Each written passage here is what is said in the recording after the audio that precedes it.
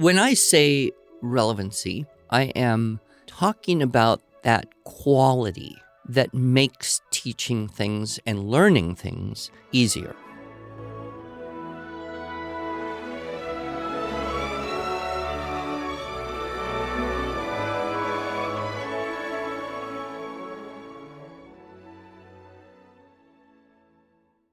Hello, and welcome to the Arts of Language podcast with Andrew Poudois, founder of the Institute for Excellence in Writing, or as many like to say, IEW.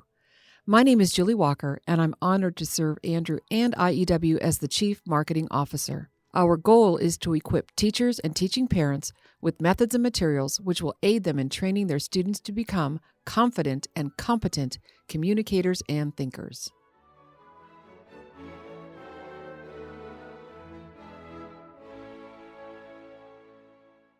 So, Andrew, this is one of those episodes where we're actually replacing an older episode with the same episode but newer, updated content. And why do we do that, Julie? why don't we just let everybody search the archives? Because nobody does. Really, Nobody right? does. I know when I look at the podcast menu for the day, what came on the day, and I look and see what's interesting, and then I choose what to listen to. Mm-hmm. And, you know, you go to some people and they have 280 episodes. I'm not scrolling through every one of those blasted episodes. So just to keep, keep the important ideas fresh. Mm-hmm. Yeah. And you call it the exploding ladder. Exploding ladder. So we add a podcast and we take away an old podcast. Right. And, I think that's very dangerous because if you were, climbing a ladder and it was exploding from the bottom, you'd be stuck in the air. Like you'd never get off the roof. But I do see why we want to, revisit those ideas, especially for new listeners that are just finding us. Right. And, you and I both kind of do the same thing. We project our habits and behaviors on others. And I know that when I find a new podcast that I'm really enjoying, I want to go all the way back to the beginning. Well, in our case, that's 300 episodes. Can't do it. No, can't do it. So not only can you not do it, you can't do it because we've exploded some of those rungs. And here you are up with us. So stay with us as we talk today about the 4 forms of relevancy. The 4 forms of relevancy. So this is a small piece of what began a long time ago, a conference talk I did for many years called Teaching Boys and Other Children Who Would Rather Be Making Forts All Day. And in that talk, the first half, or a little bit more than half, was about the neurophysiological differences between boys and girls, how we see differently, hear differently, handle stress and pain very differently, and the impact of that on teaching both boys and girls. And we've addressed this. We've had Dr. Sachs on the podcast. The second half of the talk was on the art science techniques of motivation, right, with the 4 forms of relevancy, the 3 laws of motivation, and the 2 secret weapons. But because we mercifully try to limit our podcast to about 20 minutes, which is the length of time for a nice little walk or to cook dinner or whatever you do when you're listening to podcasts, we will extract from that talk. Yeah. But, I always like to say, this doesn't replace the value of listening to the original version, which we have a good, solid, recorded, online available. Yep. Teaching boys and other children who would rather be making forts all day. Yep. Link in the show notes. And then because I know that I said what I said in that talk, I might just say some different stuff in the same zone, in the same context. Yes, exactly. So 4 forms of relevancy. Now, let me just, before you jump into these, are these in any particular order? Is there a hierarchy? Are there some that are better than others? Yes.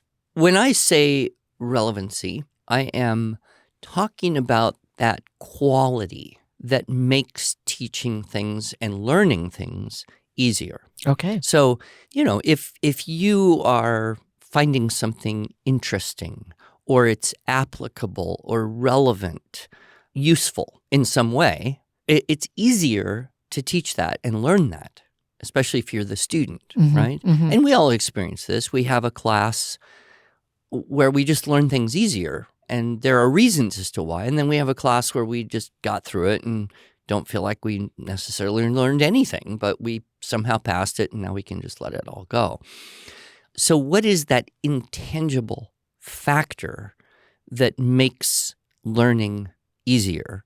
And when learning is easier, then the teaching of it is easier. And I chose the term relevancy to encompass that whole idea of interesting, applicable, meaningful, useful.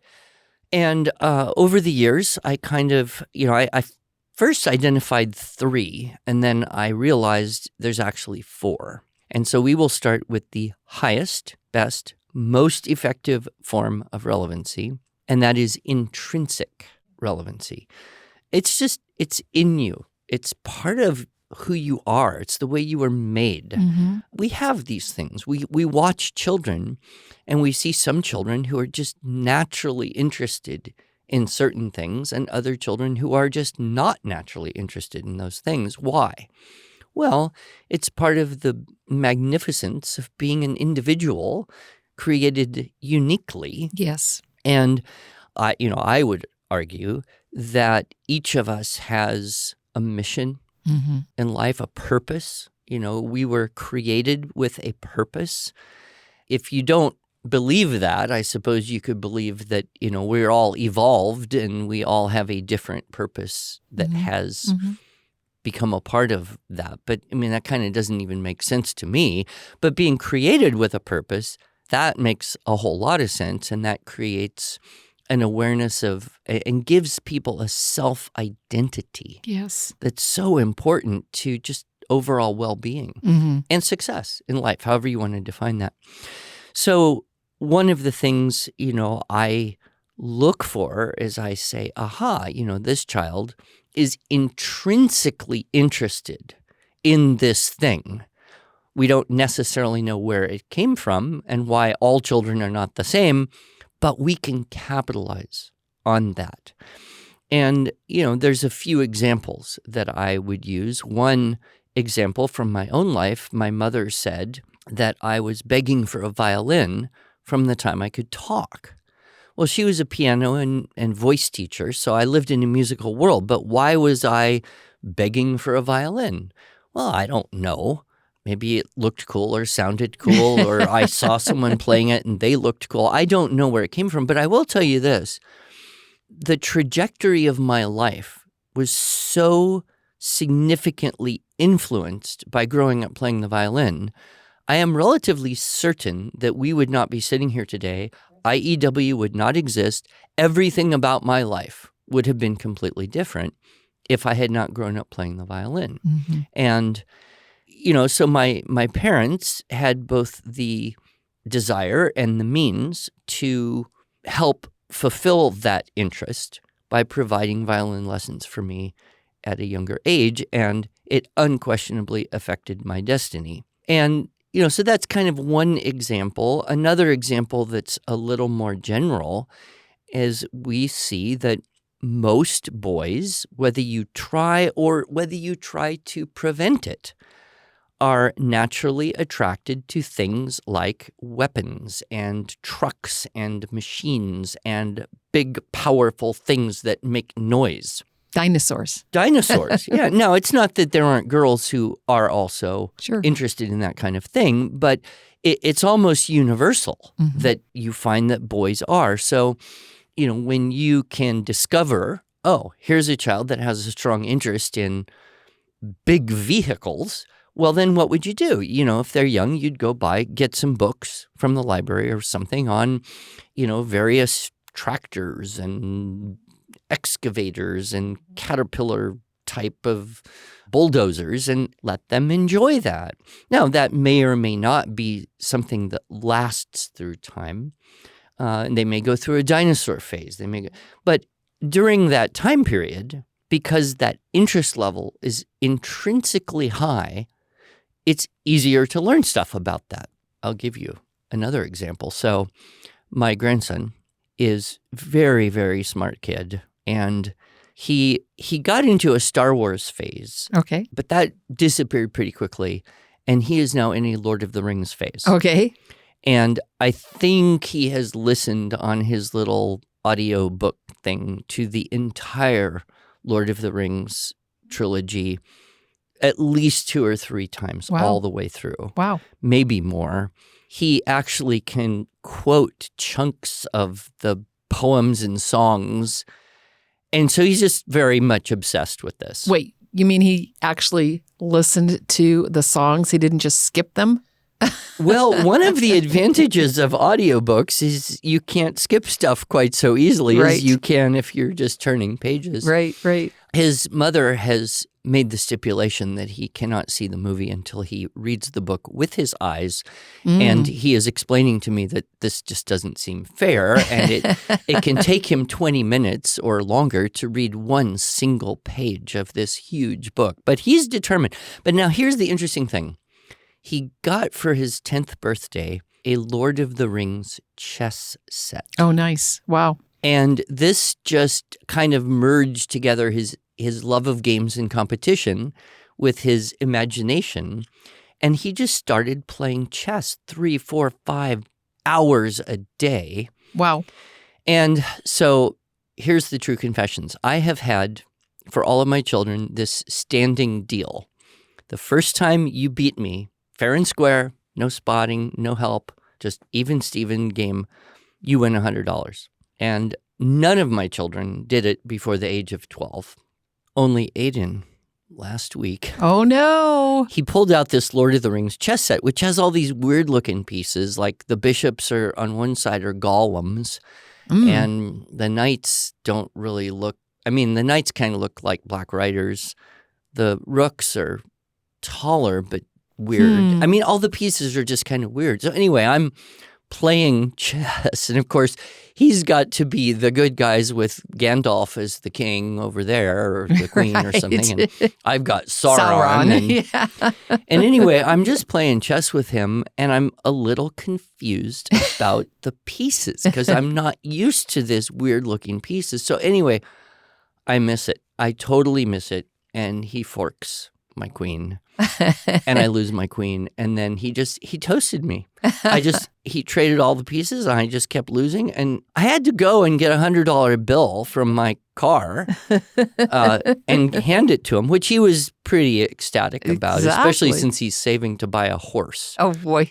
Which is not a month-long savings project. No. But, I look at that and I say, okay, he was motivated there. His intrinsic love of games and his intrinsic love of the Lord of the Rings universe. I'm sure that'll fade over time, but I suspect if and when he has kids, he'll reactivate. And then, of course, he was extremely motivated by a different form of relevancy. Yeah, no doubt. To keep playing me. Yes. Does that $100 arrangement work for subsequent games? No, it's a one-time accomplishment. And now his little sisters are determined they can do this too. They're far away from it, though. Yes, he's actually got the chess mind that I think it's genetic because his other grandfather, both of his uncles, they could toast me in chess easily and have for many years. There's just something in there genetically. But anyway, so there's that intrinsic relevancy. You didn't have to try and encourage him to work hard at improving his chess game, right? So there's an example. With academics, I think we can understand that there may or may not be things that are intrinsically interesting in that way. He's working really hard to read the Lord of the Rings book, and it's coming from inside. Now, the next form of relevancy is really close to that. And sometimes there seems to be an overlap, and that is inspired relevancy. So, I think the $100, if you beat Grandpa in chess, that's inspiring. That is motivating as it is, but it's a little more external, right? I think we could all look back and say, I remember this teacher. Yes. I loved this one teacher from 9th grade. Why? Well, there's something about that teacher. That teacher probably loved teaching. That teacher probably loved their content. And they were just able to be enthusiastic so that you kind of got sucked into that enthusiasm. And, it's interesting when we hang out with people whom we love or respect in some way, we just kind of naturally want to be interested in what they know about or what they're interested in. And this extends to friendships. I think it extends to teachers, certainly. There's even been a case where I, as an adult, would hear someone talk about something that I didn't really know much about. And I thought, wow, I really want to learn more about that, because that person was able to present useful information in such an exciting way that I'm now motivated to go study and learn, maybe from less engaging material, because I was inspired by that one person. I think we all share those experiences. A pastor at a church can do that for us. And we hear a sermon and think, I got to go read that again. Or Right. I want to, read something that, he referenced in Yep. a book. And then so there's that power of inspiration. Yep. And those are really the two highest and best forms of relevancy. Right. And I need to insert something here, Andrew, and you are a very humble man, but you inspire so many people toward better learning, toward memorizing poetry and speeches, and that course that we have, that linguistic development through poetry memorization. You talk about that as being your favorite.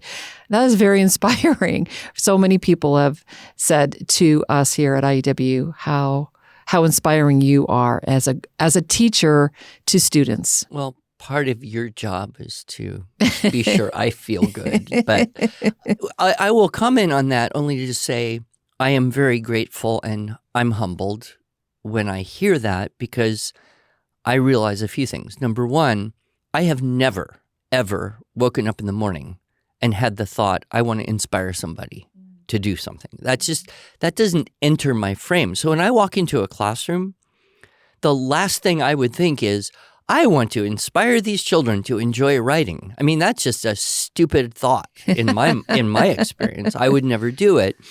So any ability that I have is something that is, I wouldn't say peripheral, but incidental to my goal. Yep. Which is to try and teach them something useful. Yes. And maybe make them laugh a little bit. I will walk in and I will work hard to smile at kids and tell a couple jokes and have them like me, only because I know that likability helps a lot with persuasion as well as education. Right. And, so I don't wake up trying to inspire people, but the fact that people are inspired, I think, is a testament to a methodology and a little bit of a personality. And, I often take the reverse track, like, this is going to be hard and you're probably going to hate it. That way nobody's disappointed, right? Right. Like, okay, fine. So there is that power of inspiration, and it's almost like if you try to be that way, you probably fail. But if you do the right thing, you will accidentally be that way. Mm-hmm. And then you also have your own little stories and your own little testimonials and things. I mean, my big thing right now is to try to inspire people to learn more about health, nutrition, fitness, and well-being, because my learning about that has improved the quality of my life so significantly. Yep.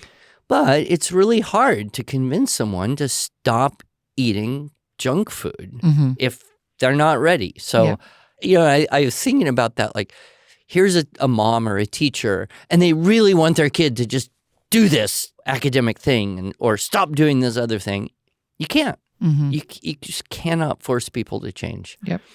So I think that falls into that whole zone of leadership, too. You look at really inspiring leaders, and they're not trying to legislate good for people. They're very often trying to be an example, use language, use their actions to demonstrate the best way to do something. So that's inspired relevancy. And the sad thing is that some things you have to learn are just not interesting to anyone, right? So, I don't particularly like biology unless it pertains to health and nutrition and wellness, but general biology I would find rather boring to have to learn or teach. I would probably not choose to go take a class in it or... With apologies to our science teachers out there. Yeah. Well, so as a homeschool parent, what I would do is I would look for someone who loves that and try to convince them to teach or at least to influence my kids a little bit. So, we were never into big co-ops with, a lot of organization. I was more into brokering deals, right? So, oh, you're a nurse. Oh, you've got 3 teenagers. Oh, you probably like biology. Oh, I love biology. Fantastic. Tell you what, you take my teenagers and teach them biology, and I'll take your teenagers and we'll do writing and Latin or Shakespeare or something. And we'll just share our love of stuff. Because if I were to teach science to my teenagers, the lesson would be, this is really a stupid waste of time, and we should just pretend that we've done it already so we can get ahead and go read a real book, Right. So I think that if we, either in schools, and schools generally tend to try and find teachers that love what they're teaching. Yes. I mean, a good school would work on that. Sure. You can't hit 100%, but that would be an ideal. In the homeschool world, we have to maybe work a little bit harder to find someone. But yeah, my kids had opportunity to hang out with someone who loves drama. They had opportunity to hang out with someone who loves art. Had the opportunity to be with someone who really loves science. So they got that opportunity to be inspired in things that I might or my wife might not have been able to do or to that degree. Sure. But there are some things that are not interesting to anyone, but you have to learn them anyway. Right. Multiplication tables or spelling rules, that's kind of oxymoron. So we resort to a lower form of relevancy. So we go down one notch, and that would be contrived. Ah, okay. Contrived relevancy really just means you make a game out of it. I like games. And you do. We all like games.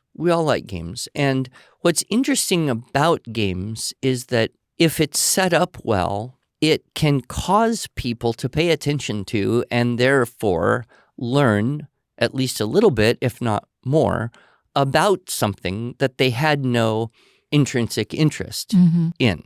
And so we can contrive motivational systems, and this goes all the way back, and we see it all the way up to, what was it, the Pizza Hut reading challenge. Yes, sure. Let's get kids to read books by giving them free pizza if they read so many books over the summer, stuff like that. My boys did that. And, I think that's valid. That's, a lot of us have to do things, and we don't necessarily do them because we want to or because someone inspired us, but there is some associated but different benefit from accomplishing that. Some people, their whole job is like that. Like, I do my job. I don't love it, but it pays the bills, and I gradually get better at it. And as you get better at it, you like to do it a little more. And I respect people who do kind of hard or tedious or physically demanding jobs day after day after day after day. Right. So there's economic motivation. Sure. In fact, all of us sitting in this room right now, we love our job. We do. I mean, we love working here. Yep. But if there weren't a paycheck every couple weeks, we would probably have to go do something else. Right. Yep. So I think that economic systems as a way to create a game are very valid for kids. I taught Latin for many years, and I wanted the kids to do the homework, but I don't have any leverage. I mean, if they don't do their homework, what can I do? I can't punish them. I can't force them. I suppose I could call their parents and beg the parents to try to make them do it. But, that's not going to work. But if they don't do the homework, they won't learn the Latin. If they don't learn it, they're not going to enjoy it. If they don't enjoy it, they're not going to continue. So I just said, look, we're going to have a perfect homework challenge. If you turn in your homework every single week for the entire semester, I'll take you all out to Chili's for lunch. Well, that's not a huge deal, but you get this positive peer pressure, right? Right. And it's like, well, I'm in this class with these 14, 15 other kids, and everybody's doing their homework. Why? because we are going to get to go to lunch, Mm-hmm. with Mr. Pudawa, Mm-hmm. and he's going to pay for it. Mm-hmm. And that's just cool, Mm-hmm. right? And it's going to be a little party or a little celebration. So there's that combination of kind of an economic benefit, but more, I moved it into positive peer pressure. You don't want to be left out. You don't want to be the one kid who, forgot or got lazy and now doesn't get to go to lunch with everybody else. Right. And truth is, a couple of them failed, and I said, okay, you can make it up by doing extra. Oh, very right? good. And I Yep. give them some extra thing. Yep. So there's that type of thing. I think we see in writing classes, Mhm. we see positive peer pressure. I will read students' compositions, and then some other kid will be like, "Oh, I want to hear him read Mhm. mine." And Yes. so, I'm contriving that. Sure. I'm manipulating the situation so that the kids want to be acknowledged. And that's pretty much what we all want. I mean, at the end of the day, what do we want to hear at the final judgment? Well done, Well done. good and faithful Yeah. servant. Well, that's what kids want to hear too. That's right. Well done. I do want to mention that for students who want to participate in a way to get that well done from us here at IEW, we have our Magnum Opus magazine. Right. And we have annual essay contests. And, an essay contest is another idea in Mhm. terms of an external contrived Yep. motivation. Hey, there's an essay contest, pro-life essay contest, Daughters of the American Revolution, local library, Chamber of Commerce. I mean, lots of people do this thing. And, a parent could say, hey, enter the essay contest. You could win $500. You could win $100. Right. Or they could say, you know what, enter. You could win 100. I'll give you 20 just for doing it. Nice. Yep. Right. And, some people say, oh, you're bribing a child. Right. Okay. I challenge that because bribery is when you pay someone to do something illegal or immoral. Right. This is neither of that. This is saying I will affix a tangible, meaningful, motivational element to a hard thing that will help encourage you to do it.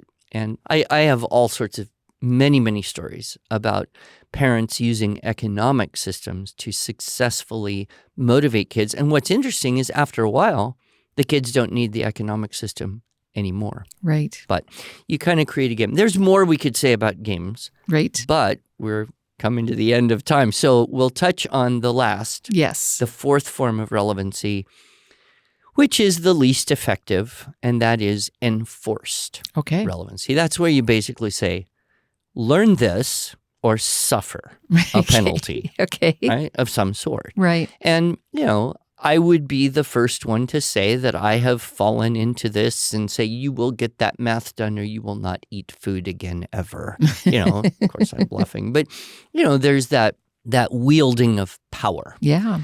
The problem, I think, is that for a lot of us, we came through school and that seemed to be the thing that was always in the background. Mhm. Like, you have to take biology or you can't graduate from high school. Furthermore, you have to get a good grade because if you don't get a good grade in biology, it'll bring down your GPA. If your GPA is too low, you won't get into college. If you don't get into college, then the best you're ever going to do is assistant manager at Denny's living a life of poverty and misery or something, right? And there's this background fear Mm-hmm. that is at the core of institutionalized education for many people. Okay, so all right, I can play that game. I'll take biology. But the result is usually superficial, Right. temporary learning. There's nothing to stick to. There's no intrinsic relevancy. There's no inspiration. There's not even any contrived application. It's just do this or suffer the negative consequences. Yes. And so, I think we have that as a last resort, but it's never the best method for real learning to occur. And so we want to avoid it because, basically, when you say do this or suffer, a child is very likely to say, well, I'm going to suffer if I do it. and I'm going to suffer if I don't do it.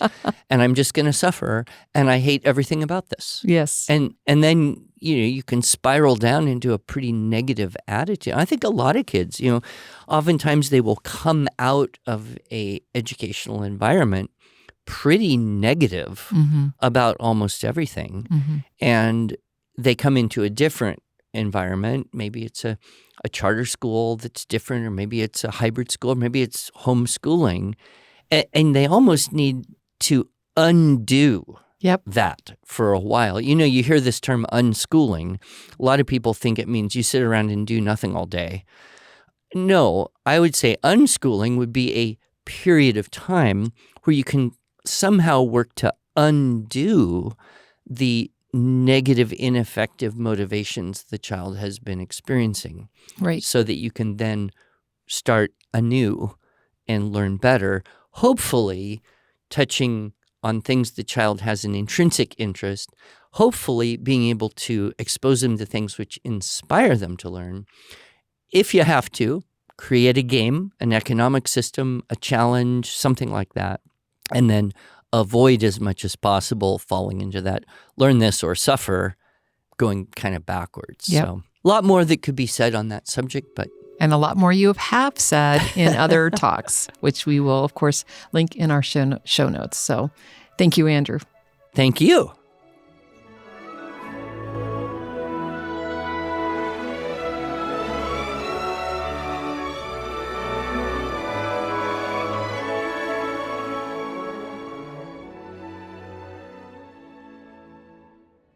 Thanks so much for joining us.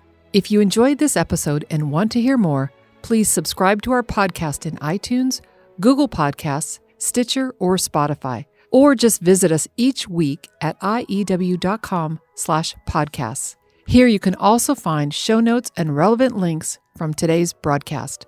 One last thing, would you mind going to iTunes to rate and review our podcast? This really helps other smart, caring listeners like you find us. Thanks so much.